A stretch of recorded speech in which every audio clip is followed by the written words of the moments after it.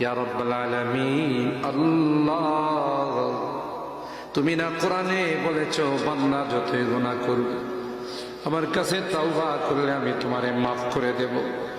মনে বড় আশা নিয়ে আল্লাহ তোমার শাহী দরবারে ভিক্ষুকের মতো হাত বাড়াইলাম। তুমি যদি ক্ষমা না করো, কে আমাদেরকে ক্ষমা করবে? কে আমাদের মাফ করবে? ভিক্ষুকে একজনের কাছে ভিক্ষা না পেলে আরেকজনের কাছে পায়। এক দুয়ার থেকে বিতাড়িত হলে আরেক দুয়ারে যায়।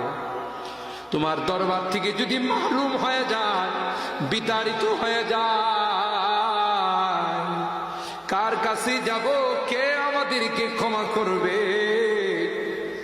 মালিক রে, কাঙ্গালের মতো হাত বাড়াইলাম, তাওবা করতেছি, আর জীবনে কোনোদিন নামাজ ছাড়ব না, আর জীবনে কোনো গুনাহ করব না, আর জীবনে কোনোদিন বেপরদায় চলব না, আর কোনোদিন সুদী লেনদেন করব না। কিয়ামতের কঠিন ময়দানে আমাদেরকে তুমি গুনাহগার বলে ডাক দিও না।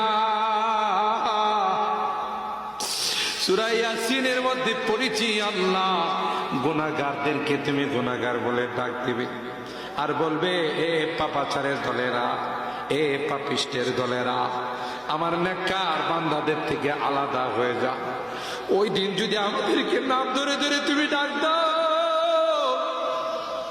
তোমার সমস্ত নবীদের সামনে লজ্জা পাবো। মালিক রে, আজকে হরিনাদি মাদ্রাসা